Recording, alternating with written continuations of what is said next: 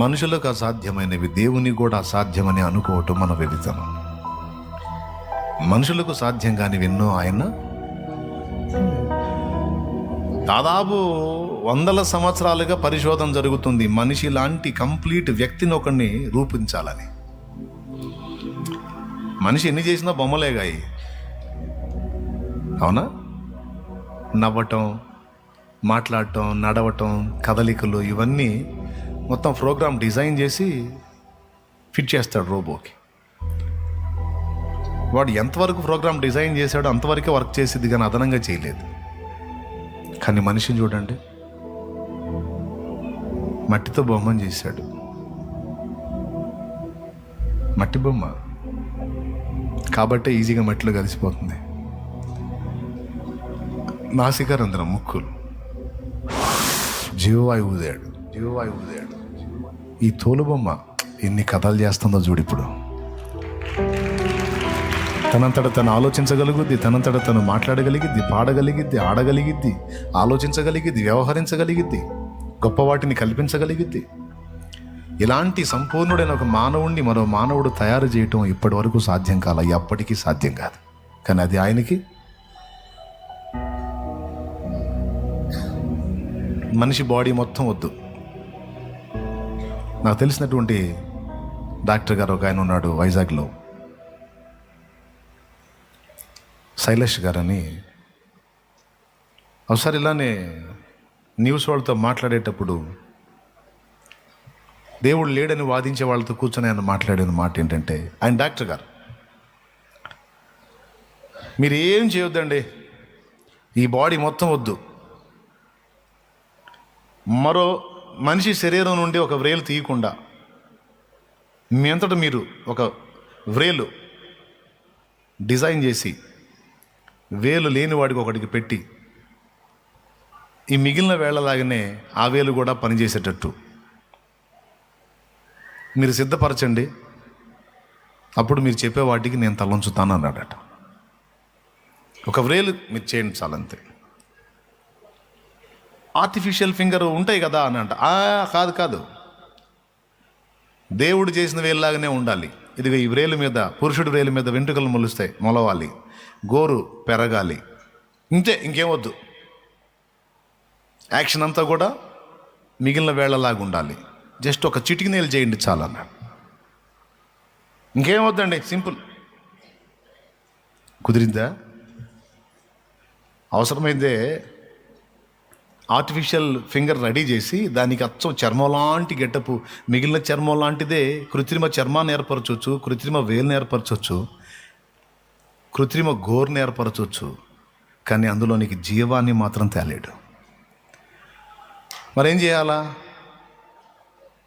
బతుకునోడో సచినోడో ఎవరన్నా ఉంటే వాడు చివరి ఘట్టంలో ఉన్నప్పుడు ఆ ఫింగర్ తీసుకొచ్చి, ఏది అది జావకముందే, ఆ వేలు జావకముందే దాన్ని తీసుకొచ్చి ఈ వేలు పోయినోడికి సెట్ చేసి ఈ నరాలకు ఆ నరాలకు లింక్ చేస్తే అప్పుడు రక్త ప్రసరణ జరిగి మామూలు వచ్చింది. అది చేయగలరు మీరు. అవతల వాడి చేతుకున్న వేలు ఎవరిది? దేవుడు చేసిందే. సో దేవుడు సృష్టించిన దాన్ని ఒక దగ్గరకు తీసుకొచ్చి ఇంకో దాన్ని జాయిన్ చేసి ఏదన్నా మీరు నడిపించగలరేమో, కానీ మీ అంతటా మీరు ఒక వేలు కాదు సార్, జీవం గల ఒక గోరును కూడా చేయటం చేత కాదు. కానీ ఇలాంటి వేళ్ళని గోళ్ళని కాదు, వ్యక్తుల్ని, కోట్ల మందిని చేసి ఈ భూమి మీద ఆట ఆడిస్తున్నాడు ఆయన. దేవుడు లేడు? దేవుడు అందరిలాంటోడా? అసమాన ధీరుడా? సామాన్యం దేవుని గురించి ఆలోచించాలా, దేవుని గురించి మాట్లాడాలంటే. అరే మనుషుల్ని చూస్తే ఎంత ఆశ్చర్యం అండి. కోటాను కోట్ల జలచరాలను చూడండి, ఆకాశ పక్షులను చూడండి, సీతకు ఒక చిలక చూడండి, దాని బాడీ మీద డిజైన్ చూడండి, పూలను చూడండి, పక్కా డిజైన్ గీసినట్టు ఉంటుంది చూడండి. వాటి పరిమళం ఏంటి, మృదుత్వం ఏంటి, కోమలం ఏంటి, వాటి సౌందర్యం ఏంటి. ఒక్కరోజు ఉండి సాయంత్రానికి వాడిపోయే పుష్పం విషయంలో ఎంత కేర్ తీసుకొని పుట్టించాడు చూడండి.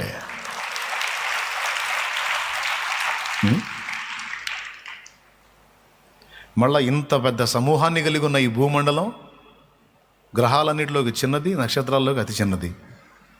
ఇలాంటి భూమండలాల్ని కోటాను కోట్లను సృజించి నక్షత్ర మండలాలు, గెలాక్సీలు, పాలపుంతలు, మిల్కీవేస్, మొత్తం అన్నిటితో కలిగింది కదా ఈ విశ్వం. ఇలాంటి విశ్వం అంతటిని కూడా నా షర్టుకున్న గుండి, నా చొక్కాకున్న గుండె ఎలా ఉందో దేవుడు తన యందు అలా ధరించున్నాడట. ఎంత పర్సనాలిటీయో, దేవుని పర్సనాలిటీని అంచనా వేద్దాం మనం.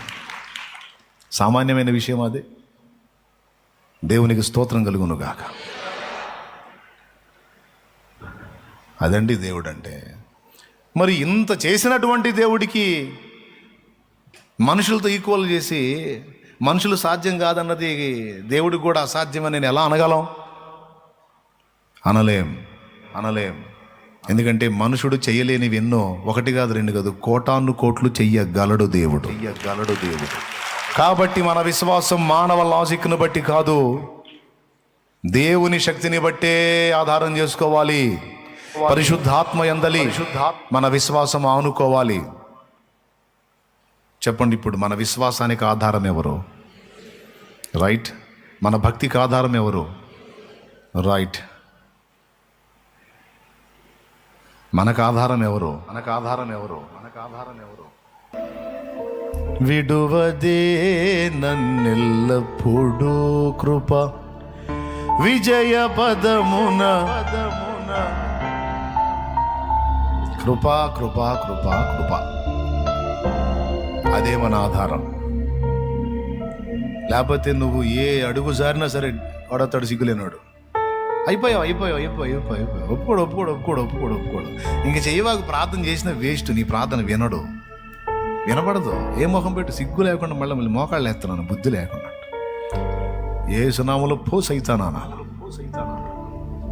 వింటాడో వినడో, విననో వింటానో చెప్పేది ఆయనరా. నువ్వేవుడిరా? ఎవడు అసలు? వాడు నీ చెవులో వేస్తుంటాడు, నీ లోపల నుంచి ఆ మాటలు వినపడుతుంటాయి. అప్పుడు నువ్వు చెప్పాలా, నన్ను ఒప్పుకున్నాడో తిట్టాడో కొడతాడో ఏం చేస్తాడో ఆయన, నేను పోయి ఆయన కృపను వేడుకుంటా. నాకు అర్హత లేదు, కృప చూపమంట. నాకు యోగ్యత లేదు, కనికరం చూపమంట. కృప చూపువాడు, కనికరించువాడు. కృపను వేడు వారిలో సంతసించువాడని. నేను వెళ్ళి నా బలహీనతను ఒప్పుకొని ఆయన కృపను వేడుకుంటే, కృప చూపుటలో శ్రీమంతుడు ఆయన. ఎదుటోళ్ళు కనికరం వేడుకుంటే మనం కనికరం చూపటంలో పేనాశలం, పిసినుగొట్టలం. కొంచెం సాయం చేయండి సార్, కనికరించండి సార్ అంటే ఏది కనికరించి బాబా అంటాం. అవునా? కొంచెం కృప చూపండి అయ్యా, కనికరించండి అయ్యా, దయ చూపండి. ఏం దయ బలే. కానీ ఆయన శ్రీమంతుడు. మనం కొందరికే చూపడానికి కృప ఉంటుంది మన దగ్గర, కొందరికే కనికరం ఉంటుంది, కొందరికే దయ చూపడానికి ఉంటుంది. మన దగ్గర సమృద్ధి ఉండదు. ఉంటే ఇంకేం మన ఆయన పిల్లలం అవుతాం. అలా కావాలని చెబుతున్నాడు ఆయన కూడా. నేను నీ ఎడల కృప చూపినట్లు నీవు కూడా ఇతరుల ఎడల కృప, దయ, కనికరము చూపు. అందుకే పాడుకున్నాం, కృప చూపుటలో. మనందరికీ జీవితకాలానికి సరిపోయినంత కృప ఉంది ఆయన దగ్గర. తరతరములకు ఆరాధ్యుడా, శాలేము రాజా నా యేసయ్యా, స్తుతి ఘనత మహిమ నీకేనయ్యా, ఆరాధనా స్తుతి. దేవునికి స్తోత్రం. అపవాదిని ఎదిరించడానికి, మనల్ని కృంగదీయకుండా వాడిని లొంగదీయడానికి దేవుని కృపయే మనకు ఆధారం. అలాగే వాడు తప్పుడు బోధల్లోనికి మనల్ని తీసుకెళ్లకుండా, వాక్యాన్ని వక్రీకరించి మనల్ని పాడు చేయకుండా. సైతానుగాడు వాక్యమే చూపిస్తాడు మనకి, కానీ వాక్యాన్ని వంకర తిప్పి చూపిస్తాడు మనకి. వాక్యమే చూపిస్తాడు, కానీ అదే వాక్యం చూపించి పాపం చేయడానికి మనం ధైర్యం తెచ్చుకునేటట్టు చేస్తాడు వాడు. వాక్యాన్ని చూపించి, ఇగో ప్రతిదానికి నీతి నీతి నీతి నీతి అంటే ఎట్లా? వాక్యం ఏం చెబుతుంది? నీతిమంతుడు లేడు, పెద్దగా చెప్పాలి, అయిపోయింది. నీతిమంతుడు లేడు అని ఉందా లేదా? లేడని చెప్పినా ఇంకా మళ్ళీ నీతో అని కొట్టుకుంటాం ఎవరా? ఏం చేసినా పర్వాలా, కానీ ఏ భేదం లేదు ఇందులో. పాస్టర్లు, విశ్వాసులు, పరిచారకులు అనే భేదమే లేదు. అందరూ పాపము చేసి దేవుడు అనుగ్రహించు మహిమను ఉంది కదా. నీతిమంతుడు లేడు అన్నదానిలో పాస్టర్లు, విశ్వాసులు, సేవకులు, సేవకురాళ్ళు, ఆడోళ్ళు, మగోళ్ళు, పిల్లలు, పెద్దోళ్ళు అందరూ ఉన్నారు. కాబట్టి లేడని దేవుని వాక్యమే చెబుతుంటే ఇంకా మళ్ళీ నీతో ఏడొచ్చుదిరా నీతి. శరీరం పాపం అయితే ఏం కాదులే, కానీ ఎప్పుడున్నా సరే ఏం కాదు. దేని చూపించాడు? అర్థమైందా? కొంతమంది ధైర్యం తెచ్చుకుంటున్నారు కదా ఇట్లాంటి మాటలను బట్టి తెగించడానికి. వాడు మోసం అది. కానీ మనల్ని ఎందుకు పిలిచాడండి? కృప ఉంది కదా, దేవుడి దయ ఉంది కదా అని నీతి మాలిన పనులకు పిలిచాడా, నీతిమంతులుగా ఉండడానికి పిలిచాడా? పరిశుద్ధతలోకి పిలిచాడు, పరిశుద్ధులుగా ఉండటానికి పిలిచాడా? లేకపోతే ఇప్పటిదాకా పాపం భయపడతా పాపాలు చేసుకున్నారయ్యా, ఇక ఏ భయం లేకుండా చేసుకుంటారా, నేను ఉన్నాలేయ్యా, భయం కాదురా, అస్సలు భయపడద్దమ్మా చేసే. అందుకు పిలిచాడా? ఎందుకు పిలిచాడు మరి? కానీ ఈడంటాడు నీతిమంతులు ఒక్కళ్ళే నువ్వు చేయరా అంటాడు. ఇప్పుడు ఈ నేయాలంటే ఏంది? వాక్యమే ఖడ్గం. నీతిమంతుడు లేడు, ఒక్కడు లేడన్న వాక్యం అంతటితో అయిపోతే అది వేరే సంగతి. కానీ ఇంకెన్ని వచనాలు ఉన్నాయి? పరిశుద్ధులుగా ఉండుటకు మీరు పిలవబడితిరి, క్రీస్తు యేసుకు దాసులైనందున పరిశుద్ధత కలుగుటయే మీకు ఫలము. మీలో ప్రతివాడు జారత్వమునకు దూరముగా తన శరీరమును కాపాడుకొనవలెను.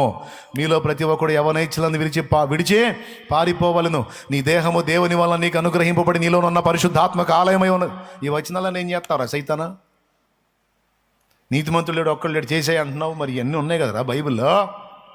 కాబట్టి వాడు వాక్యాన్ని ఒక వచనం చూపించి వంకర దీపి మనల్ని పాపానికో శాపానికో తప్పుడు విధానం నడిపిస్తే వాడిని దెబ్బ కొట్టడానికి మిగిలిన వచనాలు వాక్య ఖడ్గం ఎత్తివేయాల. ఈ రాళ్ళు రొట్టెలగినట్లు ఆజ్ఞాపించని ప్రభుతో వాడు మాట్లాడితే, మనుషుడు రొట్టె వలన కాదు దేవుని నోటి నుండి వచ్చి ప్రతి మాట వలన జీవిస్తాడని మళ్ళీ వాక్యమే ఎత్తి కొట్టాడు వాడిని.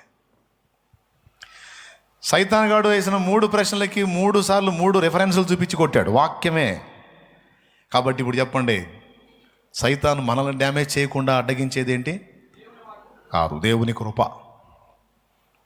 ఓకేనా? సైతాను మనల్ని, ఇతరులను కూడా తప్పుడు త్రోవలోకి తీసుకెళ్లకుండా మనల్ని సేవ్ చేసేది దేవుని వాక్యం. అది వాక్యమే మనకు ఆధారం. అక్కడ జ్ఞానానికి అదే, శత్రువుని దెబ్బ కొట్టడానికి కూడా వాక్యమే ఆధారం. జాగ్రత్త పడండి. మీకు ఆధారం ఏంటి? ఎవరిని ఆధారం చేసుకున్నారు? నరులను ఆశ్రయించి శరీరాలను ఆధారం చేసుకుని యెహోవా మీద నుండి ఆత్మ తొలగించుకుంటారు, హృదయం తొలగించుకుంటారా? జాగ్రత్త.